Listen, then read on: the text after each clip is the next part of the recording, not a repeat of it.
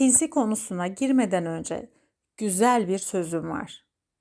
Sinsi biri insanların en kötüsüdür. Nasıl mı? İyiyi bilirsin, kötüyü bilirsin ve ona göre davranırsın ama sinsiyi bilemezsin. Sevgili dostlar, sevgili arkadaşlar, sevgili dinleyicilerim, sevgili izleyicilerim. Şimdi sinsi insanların tanımına şöyle bir bakalım. Kendini gizleyerek kötülük yapan, kötülük yaparken gizlenen ve kurnaz davranan insanlara sinsi insan diyoruz. Türk Dil Kurumu sözlükte demiş ki iki yüzlü olma durumu. Yani özü sözü bir olmama durumu. Dürüst olmama halidir.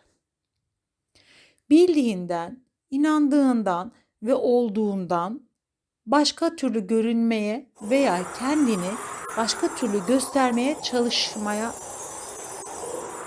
durumundadır. Güzel bir sözüm daha var. İki yüzlü insan pazar tezgahı gibidir. Öne iyilerini koyar, arkası hep çürüktür. Birinin sinsi olduğunu nasıl anlarız? Çok zor değil mi? Gerçekten çok zor. Duvara toslamadan duvarın ne olduğunu bilemezsiniz. Sizler de iş hayatında sinsi insana denk gelip onu anlayıp iyi bir yara aldıktan sonra sinsi insanların ne olduğunu anlayacaksınız.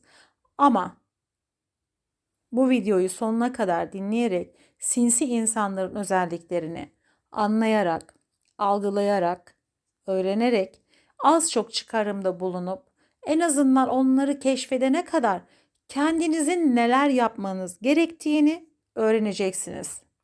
Bu yüzden hadi başlayalım hep birlikte. Sinsi insanların özelliklerini. 1. Yeni tanıştıkları insanlara karşı acayip bir şekilde sıcakkanlıdırlar. Sıcak yaklaşırlar. Çok samimidirler. Dersiniz ki aman Allah'ım, şok şok şok şok şok. Ne kadar iyi bir insan, ne kadar tatlı, ne kadar güler yüzlü, mükemmel ötesi bir insanla denk geldim. Şükürler olsun Allah'a diyeceksiniz.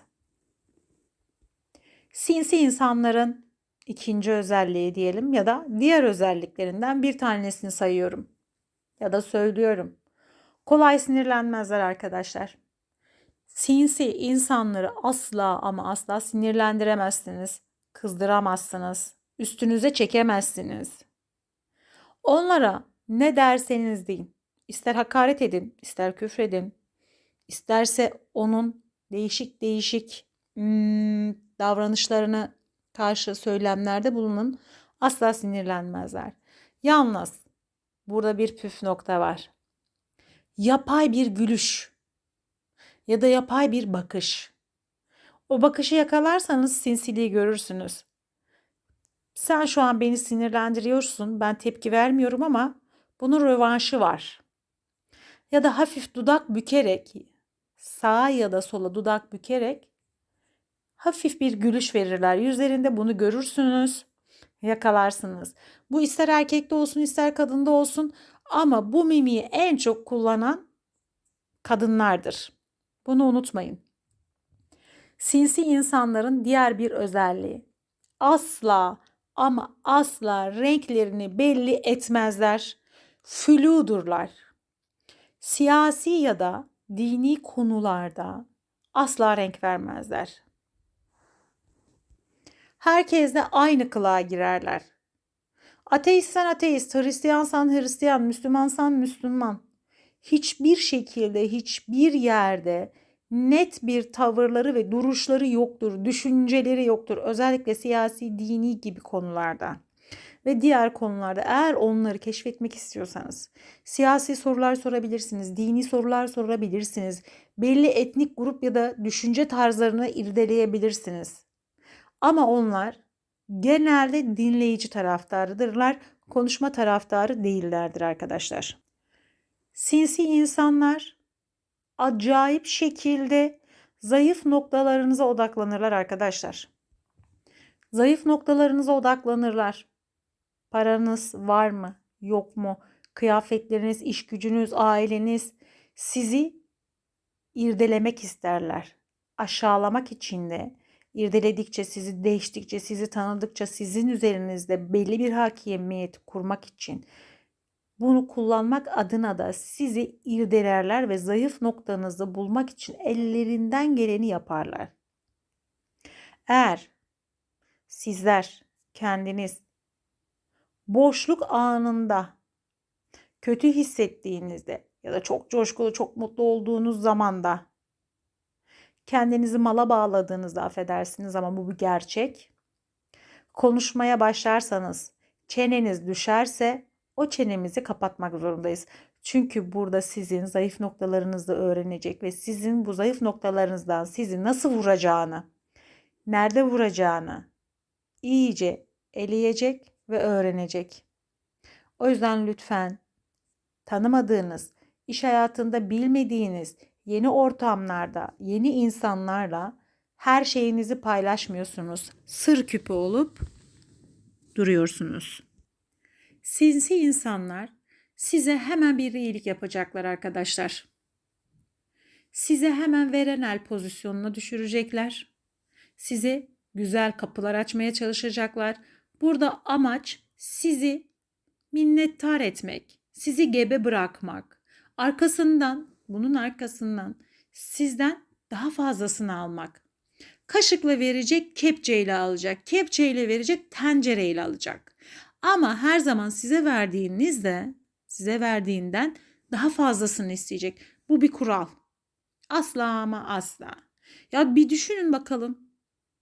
Bu iş hayatında bu insan size neden iyilik yapıyor? Neden ben? Biraz yargılayıcı ve düşünün. Hemen tanırsınız. Hemen kendilerini açık ederler. Size hani bir iyilik yapacak dedim ya, verenel pozisyonunda iyilik yapıyor bilmem ne. Diyelim ki sizden hiçbir şey beklemiyor değil mi? Ama sizin üzerinizden başka bir kişinin bilgisine de ulaşabilir. Evet. Ayşe konuşursa Fatma hakkında Fatma'nın bir sırrını açık verir. Fatma ile ilgili bir bilgi verir. Ya da size iyilik yaparak Ayşe ya da Fatma'ya, Ahmet'e ya da Mehmet'e kendisinin iyi bir insan olduğunu göstermek istiyordur. Belki de sizin üzerinizden oyun oynuyordur diğer kişiye. Hedef siz değilsinizdir, başkasıdır. Asla beleşe yer yok onların yaptığı iyiliklerde. Bunu unutmayın. İki yüzlü insanlar, yani sinsi insanlar asla ama asla samimi olamazlar arkadaşlar. Hep soğuk, mat, vakur dururlar. Çok onları mutluyken göremezsiniz. Ağlarken de göremezsiniz. Siz ağlarken ya da birinin mutluluğunda varken asla sizinle aynı coşkuya ya da o ortamın coşkusuna katılamazlar. Katılacakları bir yer var, alkollüyken ancak katılırlar. Bilinç düzeyinde değillerse, hafif relakslamışlarsa o zaman duygularını ya da samimiyetlerini belli ederler. Onların yüzleri hep küttür. Buna bakın. Mimik kullanmazlar. Asla ama asla sinsi insanlar mimik kullanmazlar. Etrafınızdaki insanlara bakın, ne kadar mimik kullanıyorlar. Bir görün ya, ne kadar renk veriyorlar. Bunlar çok önemlidir arkadaşlar, unutmayın.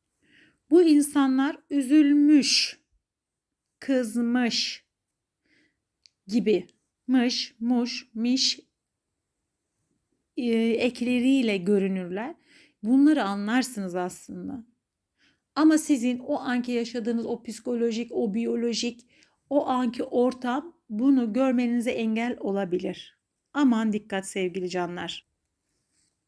Sinsi insanlarla birazcık yüz göz oldunuz, samimiyet kurdunuz, farkında oldunuz ya da farkında olmadınız. Hemen hayatınıza müdahale edecekler. Önce kıyafetlerinizle başlayabilirler, ojelerinizle başlayabilirler, taktığınız saate, oturma şeklinize, yemek yeme saatlerinize, her şeye müdahale ederler. Ama bu müdahaleleri o kadar profesyonel yaparlar ki artık bütün ipler, hayatınızın yönetim şekli onların elindedir. Dikkat edin. En ufak bir harekette bile sizi nasıl yönlendirmeye çalıştıklarından anlayabilirsiniz. Dikkat ederseniz sinsi insanların özellikle iş hayatında çok iyi takip edersiniz. Çünkü neden biliyor musunuz? Dışarıda ailenizdekiler gibi değildir. Hep birliktesinizdir. Yıllarca olsun, saatlerce olsun gözlersiniz. Bakın bir daha söylüyorum. İster erkek, ister kadın. Hayatları beleşlik üzerinedir. Beleşçilerdir arkadaşlar. Sizlerinin üzerinden ya da başkasının üzerinden geçinirler. Aa, canım, hadi bir kahve ısmarla. Bugün Cevat bana kahve ısmarladı. Bugün bana Ali bunu aldı. Ayşe bunu yaptı. Fatma şöyle yaptı. Dersiniz, aa, bu kadar insan ne kadar iyi. Herkes buna bir şeyler alıyor. Herkes bir şeyler veriyor. Hayatları beleş üzerine kurulmuştur. Muhakkak sizin de sıranız gelecektir. Dersiniz ki bunun hiç parası yok, hiçbir şey yok ama elinde en pahalı yiyecekler, içecekler, çikolatalar. Bilirsiniz ama onların hepsi beleşçilikten gelir. O yüzden lütfen ama lütfen dikkat edin. Ne kadar çok kendine bir şeyler ısmarlatmaya çalışıyor. Değil mi? Buna bir dikkat edin. Anlayacaksınız ve göreceksiniz. Aslında samimi insan değil dedik ya hani. Mutlu değildirler. Onları gerçek bir mutlulukla göremezsiniz. Çocukluklarında yaşadıkları acıları ve bugüne taşıdıkları acıları diğer insanlardan intikam almak için kullanırlar. Onlar mutsuz insandırlar. Mutsuzluklarını herkesi mutsuz ederek intikam almaya çalışırlar. O yüzden bu konuya biraz dikkat edin. Eğer ola ki farkına varırsanız işte onları yakaladınız. Sinsi insanlar asla ama asla iyilik bilmezler. İnsanların iyi niyetini çok iyi kullanırlar. Sürekli sizden iyilik isterler. Daha önceki yaptıklarınızın hiçbir önemi yok. Dünyayı bağışlayın. İkinci dünyayı vermedi ki bana. Birinci dünyayı verdi der. O yüzden siz ona bir hayır deyin. Bir iyilik yaptıracak ya size, bir hayır deyin. O zaman sizi öyle bir gömerler ki, sizi o kadar çok kötü hissettirirler ki kendinize. Dersiniz ki ben bu dünyanın en kötü insanıyım. Nalet olsun bana dersiniz. Bunu yaşattırırlar. Asla bu sözlerimi hafife almayın. Bunu yaşatırlar. Sizden bir beklentileri muhakkak vardır. Beklentileri ve menfaatleri ölçüsünde sizinle görüşürler. Ne bir eksik, ne bir fazla. Bakın buna dikkat edin. Ne bir eksik, ne bir fazla. Siz hastayken asla aramazlar. Siz mutluyken de asla aramazlar. Muhakkak bir menfaati vardır. Menfaati çerçevesinde sizi o şekilde ararlar. Hani iyi dostlar iyi de arar, kötü de arar, saat gece 3'te arar, sabah 5'te arar. Ama bu insanların sadece işi düştüklerinde ararlar ve ona göre davranırlar. Ona göre kendi aranızdaki ilişkiyi şekillendirirler. Dikkat edin bakalım. Menfaatleri ölçüsünde sizinle ne kadar görüşüyorlar? Öyle değil mi? Bu kişilerle bir kereye mahsus ya da 2 kereye mahsus ya da 3 kereye mahsus bir şeyler yapın. Hemen sizden diyaloğun, görüşmeleri sınırlandıracaklar. Sizden istediklerini elde ettiklerinde ya da diyelim ki hadi hiçbir şey vermediniz. Ola ki bir de sizden istediklerini verdiniz. Sizden istediğini aldı bu sinsi. Bakın ne olacak? Sizin telefonlarınızı açmamaya başlayacak. Sizinle aynı ortama girmemeye çalışacak. Sizi tanımaz hale gelecekler. Sizi yavaş yavaş kendinden soğutacak ya. İşte burada çok profesyonel davranacak, ilişkiyi bir anda kesip her şeyleri yakıp limanları darmaduman edip kenara geçmeyecek arkadaşlar. Yavaş yavaş soğutacak. Asla sizi de kendine bir düşman olarak bir cephe açmayacak. Ola ki yarın bir gün işi düşerse ne yapar? Belki size işi düşecek tekrardan. Orada bekleyen birinin olduğunu bilecek. Sizi yedek kulübesinde görecek. Sizi aradığınızda o başka birine prens ya da prenses olma, başka birilerine iyilik yapma derdinde olacak. O yüzden bile sizi göremeyecek. Çünkü onun avı değişti. Avcı başka bir ava odaklandı. Siz kenarda köşede bekleyin. Sinsi insanlar daha önce de dediğim gibi mutsuz ve zavallıdırlar. Bunu çocukluklarından getirirler. Öz saygıları yoktur arkadaşlar. Bunu görürsünüz. Hüsranları vardır, kayıpları vardır, içinde devinimleri vardır. Azla yetinemezler, hep fazlasını isterler. Kral kızı kral doğmak varken neden bir işçi oldular? Neden bir ne bileyim ne olduklarını da bilmezler ya. Bilemezler. Hep fazlası var.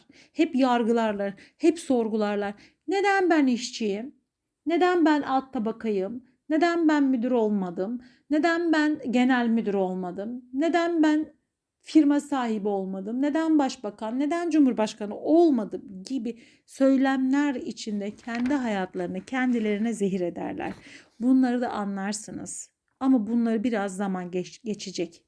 Sohbetlerinizde, konuşmalarınızda 3 aşağı 5 yukarı deneyimlemelerle öğreneceksiniz. Sinsi insanlardan bazı özelliklerinden bir tanesini daha veriyorum arkadaşlar. Kavga, çekişme, gerginlik yaratmaya bayılırlar. Sinsi oldukları için diğer insanlarla sizi aranızda laf getirirler, laf götürürler ve bunu da size pazarlarken senin iyiliğin için söylüyorum. Benden duyduğunu asla söyleme. Senin benim dostum olduğunu hiç kimse bilmemeli. Ben ortadan konuşuyorum. İyi bir insansın gibisinden sözlerle başlayarak sizi birbirinize düşürürler. İyi anlaşan insanları kavga ettirmekten keyif alırlar. Otururlar, çekirdeği çitlerler, sizi de çok güzel izlerler. Bunlar asla ama asla değişmezler ve siz bunları değiştiremezsiniz arkadaşlar. Bunlar illaki bir kavga, bir çekişme, bir yarışma, bir tartışmadan haz alırlar ve etrafındaki insanları da bu kısır döngüye götürürler. Bakın burada notu verdim. Nasılmış? Kavga, çekişme ve çatışmada nasıl başlıyorlar? Seni seviyorum. Senin iyiliğin için söylüyorum. Sana değer veriyorum. Sakın başkasına söyleme. Benden duyduğunu ben de şuradan duydum. Senin hakkında böyle söylemiş. Gibisinden söylemlerle başlarlar. Arkadaşlar dikkat edin. Bunların amacı sizi dostluk değil, düşman etmek. Ve arada kavga, çekişme, tartışma, gerginlik olsun isterler. Belki de sizi galyana getirerek o kişiler hakkında söyleyeceğiniz sözleri ağzınızdan alıp bu lafları da onlara söylemek istiyorlardır. Bekleyin. Sinsi insanların diğer bir özelliği de güce taparlar. Kim haklı olduğuna değil, kimin güçlü olduğuna bakarlar. Haklı ve güçlü ayrımları yoktur. Bakın bunu çok net söylüyorum. Güce taparlar. Haklıya değil, güçlüye önem verirler. Onların hastasıdırlar. Sinsi insanlar güçlü olanın yanında saf tutarlar. Bu güç anlık ortamda bile değişkenlik gösterse bile anında güçlü tarafa geçerler ve sizi satarlar. Ortamda harcarlar. Önemli olan sizin haklı olmanız değil, karşı tarafın güçlü olmasıdır. Siz haklı olsanız bile güçlü tarafın sizin hakkınızda yaptığı bütün söylemlere çanak tutarak sizlerin haksız olduğunuza dair şahitlik bile yaparlar. Bundan utanmazlar, arlanmazlar da, korkmazlar da, çekinmezler de arkadaşlar. Yani hiç öyle düşünmeyin. Bu insanlar güce taparlar ya, çevresindeki erkekler, eşleri, arkadaşları fiziken mesela kadınsa sinsi insan güçlü, paralı, duruşu olan, böyle isminde etiketi olan kişileri seçerler. Erkekler de aynı. Hiç fark etmezler. İş yerinde en güçlü kimse hep ona yakındırlar. Asla normal bir personelle bu kadar çok yan yana değildirler. Sinsi insanların diğer özelliklerinden bir tanesi de narsisttirler. Kendilerine taparlar, kendilerini yüceltirler. Her şeyi onlar yapar. Her yerde, her taşın altından çıkan tiplerdir. Her yerde kendilerini gösterirler, yüceltirler. O iş yapılacak ya. O işi kendinden başkası yapamaz. Tek akıllı onda, tek beyni onda. O iyi ki var. O olmasaydı bütün bir iş yeri batabilirdi arkadaşlar. Aman Allah'ım. İnanın ki siz hiçbir şey bilmiyorsunuz. O her şeyi biliyor. Her şeyin mükemmeli, her şeyin en iyisi. Öv, verin coşkuyu gitsin tarzında. Bu sinsi insanların hani dedim ya narsistler kendilerini çok övüyorlar vesaire vesaire ya hani. Tatlı sert özgüvenleri vardır. Yükselmek için aile ya da iş hayatında her şeyi nezaket, görgü kuralları, tatlı sert, hırslıdırlar, tamam mı? Ve ona göre yönlendirirler. Kime karşı neyi nasıl kullanacaklarını bilirler. Güce taptıkları için de adamına göre davranırlar. Adamına göre şerbetlerler ve ona göre de güce ulaşmak adına her şeyi yaparlar. Bu özgüvenlerinde hep şefse müdür, müdürse genel müdür, genel müdürse firma sahibi olmak isterler. Bunu yapabilmek için de sinsilikleriyle sizlerin harcarlar. Harcanmak kolaydır. Harcandık, harcanacaksınız. Bunlar kendilerini lütufkar sanırlar böyle. Lütfetmiş. Allah bize onları bir lütfetmiş. Peygamber gibi, haşa, tövbe haşa. Peygamber gibi de görebiliyorlar. Bunların üst mercileri, bir üstleri, en sinsiler için konuşuyorum bunları.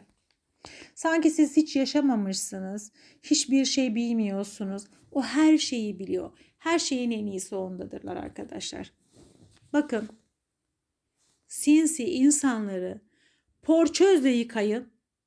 Hamamda 40 gün 40 kere boy abdesti aldırın. Yine de temizlenmezler, yine de temizlenmezler.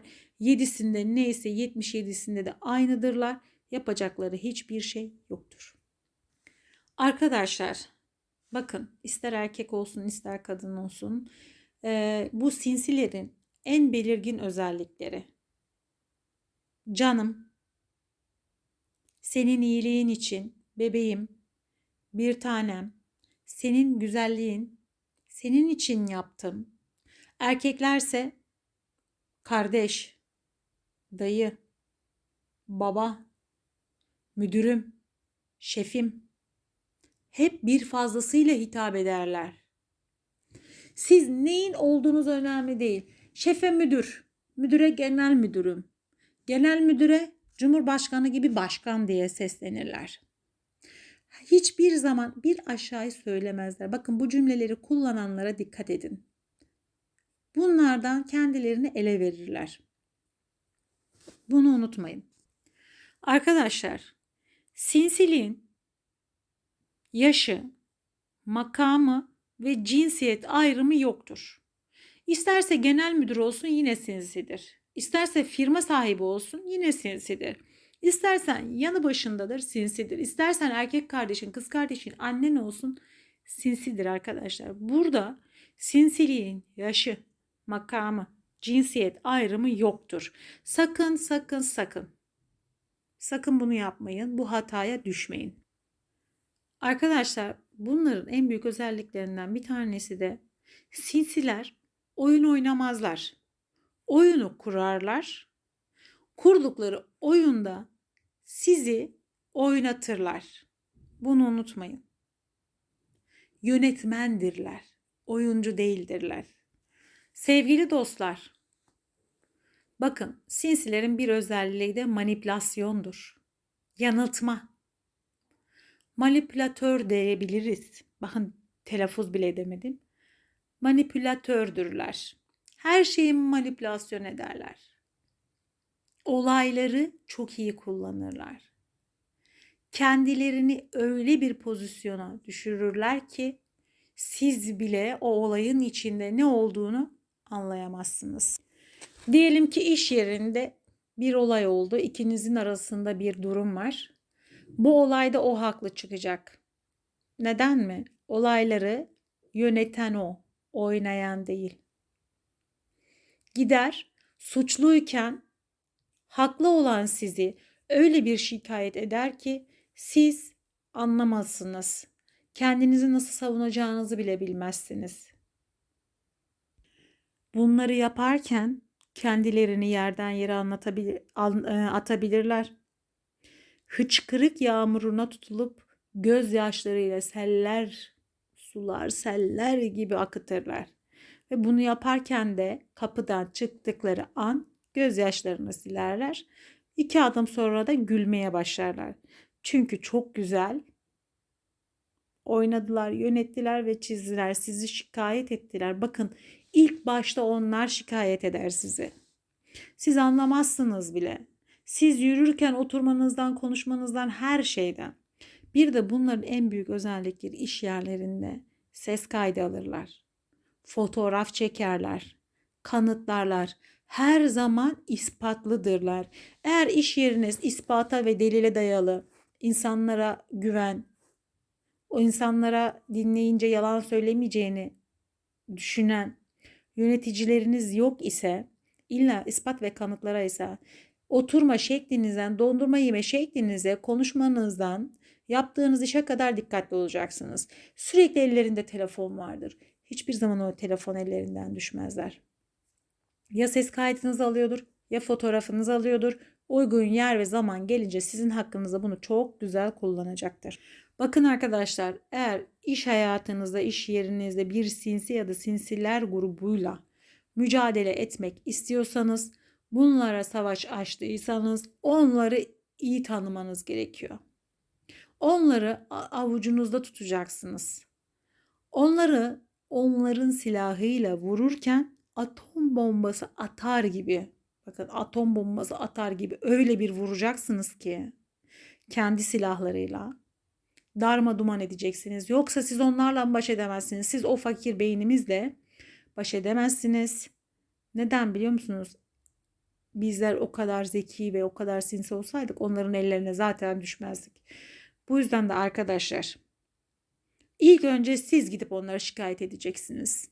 İlk önce darbeyi siz vuracaksınız. O timsah gözyaşlarını siz dökeceksiniz. Siz manipüle edeceksiniz. Bunu yapmak zorundasınız.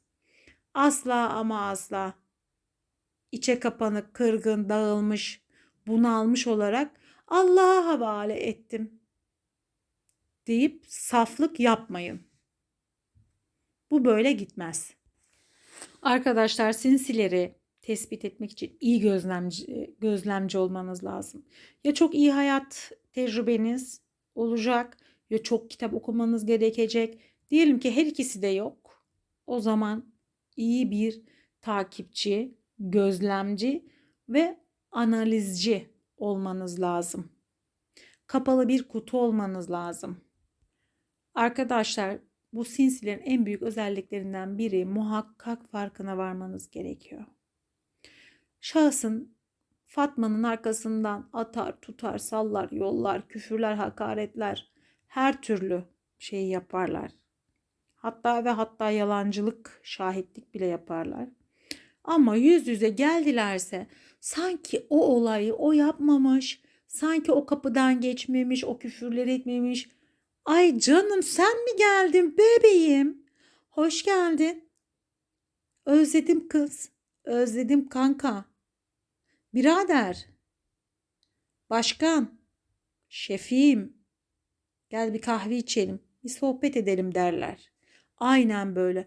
Arkasından farklı, yüzüne farklı davranırlar. Eğer siz iyi bir gözlemci, iyi bir analizciyseniz bunu hemen fark edin. Ona yaptıysa size de yapar. Bu insan iyi demek değildir. Bu insan sinsi demektir. Buradan bilin. Bu kişiler ayaklı gazete gibidirler arkadaşlar. Sürekli bir yerlerde söylentileri vardır. Sürekli bir yerlerden haber alırlar. Sürekli bir şeyi eklerler, sürekli bir şeyi çıkartırlar ama kendileri hiçbir şey söylemez. Kendi duyumları yoktur. Hani kendi bildikleri bir şey yoktur. Hep birisinden duymuşturlar. Hep birilerinin ağzından gelmişlerdir. Hep bununla beraber kim, kiminle, nerede, ne zaman, ne olduğunu söylemezler, bilmezler. Çünkü neden biliyor musunuz? Onlara hep birileri söylemişlerdir. Mış mış miş muşlarla getirirler ve sizlere yayarlar. Sizler bunu duyduktan sonra en ufak bir yorum yaptığınızda giderler müdürlerinize, şeflerinize siz söylemişsiniz gibi söylerler. Kendileri asla kim, kiminle, nerede, ne zaman, ne olduğunu söylemedikleri gibi bunları size de sorarlar. Çünkü dedikodu yaymak isteyecekler ya. O yüzden. Hiçbir zaman kendileri bir şey söylemez. Hep başkaları söylemiştir. Yazık garip. Arkadaşlar bu kişilerin en büyük özelliklerinden bir tanesi de mızmızdırlar. Her şeyden şikayet ederler. Hep böyle gamlı baykuş gibidirler. Görün, gamlı baykuş. Ya suratlarıyla ifade ederler ya da cümleleriyle ifade ederler. Ciddiyetsizdirler. Bakın diğer bir özellikleri ciddiyetsizdirler. İş yerinde hiçbir şeyi ciddiye almazlar. Karşılaştıklarında emret komutanım gibi hazır oldu dururlar. Arkalarını döndüklerinde aman derler. Hiçbir işi tam ve net yapmazlar dedikodu dışında. Bunu göreceksiniz. Dikkat edin. Mesaisine zamanında gelmez. Yemek molasını bilmem kaç saat kullanır. İş yerinden bilmem kaç saat önce çıkar. Bunlarla uğraşırlar. Onların hayatı budur. Hiçbir işi bitiremezler. Her işi ellerine yüzlerine bulaştırırlar. Gamsıza 40 tane çivi çakmışlar. Nerem tıkırdıyor demişler. Bu tip insanlardır. Arkadaşlar bu insanlar o kadar bilgili, o kadar kültürlü sanırlar ki, o kadar narsistlerdir ki kendilerini eleştiri odağı gibi görürler. Herkesi, her şeyi eleştirebilecek kapasitede gördükleri için eleştirirler ve kendileri yapsaydı bazı şeyler, hani muhaleftirler, bir iş yaptın ya, bir başarı elde ettin, kendisini yapsaydı bunun daha iyisini yapardı. Böyle bir muhaliflik vardır. Başarıya, ondan sonra iktidar değil mi? Başarıya muhaliftirler. Başarıyı, başkasının başarısını asla hazmedemezler. Övgülerini hazmedemezler. Hep buna karşı muhalif olurlar ve onun ağzından size karşı söylenen iyi sözcükler asla gelmez arkadaşlar, biliyor musunuz? Asla. Hep sizin hakkınızda söylenen kötü, negatif şeyleri size getirip söylerler ama bunu da iyi niyetle söylüyorum diyerek anlatırlar. Bu da bir muhalifliktir. Yazın kenara. Gelelim diğer can alıcı noktaya arkadaşlar. Sinsi erkekler, sinsi kadınlar. Yani sinsiliğin cinsiyeti, makamı, mevkisi yok demiştim, bunu bilin. Ama en büyük özellik olarak sinsi erkekle sinsi kadını ayırt etme arasındaki fark da en belirgin özelliği veren kadınlardır. Erkeklerin sinsi olduğunu çok çok zor anlarsınız. Çok zor öğrenirsiniz. İnanın ki aradan 10 yıl geçip de bu sinsiymiş diyeceğiniz erkekler vardır. Kadınlar çok fazla böyle kendilerini saklayamazlar. Mimikleriyle, oturulmuş şekilleriyle, sözcükleriyle belli ederler ama erkeklerde zordur. 3 aşağı 5 yukarı bu kurallar, şimdiye kadar saydığım tüm kurallar hepsi için geçerli. Ama erkekleri bulmak, yakalamak biraz zordur. Gözünüzü dört açın. Bakın, sinsi erkeklerde en büyük özelliklerden bir tanesi, çok iyidirler. Hep iyiliğinizi düşünürler. Hep orta yoldurlar. Herkesle dostturlar. Hiç düşmanları yoktur. Hep size akıl verirler. Sizi iyi yönlendirirler. Hep sizi güldürmeye çalışırlar, eğlendirmeye çalışırlar. Siz ona çok güvenirsiniz. Her şeyi verirsiniz. Hep kritik alanlarla ilgili, kritik konularla ilgili size soru sorarlar ve konuşursunuz. Ha, konuştuğunuz şeyi bugün değil, bir yıl sonra duyarsınız. O yüzden sinsi erkeklerden lütfen ama lütfen uzak durun. Tipi yoktur sinsi erkeklerin. Yüz ifadeleri nasıldır biliyor musunuz? Mülayim. Mülayim dururlar. Belirgin böyle sert bakışları yoktur. Yumuşak, mülayim, babacan. Bu tarzda bir yüz ifadeleri vardır genel anlamda. Arkadaşlar, sinsi erkeklerden hiçbirinizi Allah karşılaştırmasın. Amin, amin, amin, amin. Çok amin. Sinsi erkeklerin ses tonu çok iyidir arkadaşlar. Ses tonlarına dikkat edin. Hitap şekillerine dikkat edin. Hepsinin hitabı şekilleri, konuşması bozuk olabilir, şu olabilir, bu olabilir ama hitap şekillerine dikkat edin. Seslerine dikkat edin. Ses tonları hep çok iyidirler. Mülayimdirler. Bunları bulmanız çok zor arkadaşlar. 40 kitap okumanız lazım neredeyse. Bakın, bununla ilgili olarak şunu söyleyeyim. Hayvanın alacası dışında, insanın alacası içinde olur sevgili dostlar. Son söz olarak, iki yüzlünün dilinde tat, kalbinde ise fesat olur. İş hayatı ve iş hayatının en bulunmaz unsurlarından birini açıkladım size. Sizden ricam, bir sonraki videoda neler konuşmak istediğinizi yorumlara yazın. Kanalıma abone olmayı, beğenmeyi ve bu konu üzerinde yorumlarınızı, düşüncelerinizi benimle paylaşmayı unutmayın. Ve bundan sonraki videoyu iş hayatıyla alakalı olarak neyi tartışmak istiyorsanız bunun önerilerinde bulunun. Ben size tek tek açıklayacağım. Hoşça kalın, Allah'a emanet olun. Merhabalar. Hep beraber sinsi insanları inceleyeceğiz. Ama sinsi insanları genel anlamdaki hayatlarında değil, İş hayatımızdaki sinsi insanları işleyeceğiz hep beraber. Neden mi? Çünkü bizler modern çağın insanları, kadın olsun erkek olsun, hepimiz iş hayatındayız. 8 saat, 9 saat, 7,5 saat, ne kadar mesainiz varsa o kadar mesaide çalışma arkadaşlarımızı görüyoruz. Ailemizden, annemizden, babamızdan, kocamızdan, çocuğumuzdan daha fazla iş arkadaşlarımızı görüyoruz ve onlarla diyalog halinde oluyoruz. Ama iyi diyalog, ama kötü diyalog fark etmiyor. En çok onlarla beraber olduğumuz için en çok zorlukları da onlarla yaşıyoruz. İş hayatımız genel hayatımızı %100 etkiliyor. Psikolojik, biyolojik, maddi anlamda her konuda bizi etkileyen ana unsur modern çağda iş hayatımız. Bu yüzden iş hayatında birçok sorunlar da beraberinde geliyor.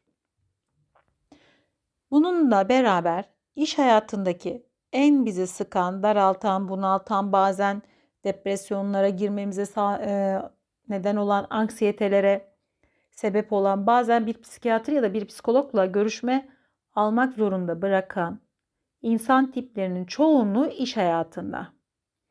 Bu yüzden iş hayatındaki sinsi insanları nasıl tanımlarız? Özellikleri nelerdir? Kadın erkek cinsiyet farkı var mıdır? Bunlar nelerdir? Bunları inceleyeceğiz. Şimdi bu güzel konumuza geçmeden önce lütfen gözlerinizi kapatın. Derin derin nefes alın. 20 dakika. Ben buraya bir görsel koyacağım. Bu görseli biraz izleyin. Sonra gözlerimizi kapatalım. Ağızdan alıp burundan nefes verelim 10 kere. 10 kere de burundan alıp ağızdan verelim. Gözlerimizi kapayalım ve çalışma arkadaşlarımızı, en yakınımızdaki ya da en uzak noktadaki çalışma arkadaşlarımızı hayal edelim. Daha sonra da videomuza başlayalım.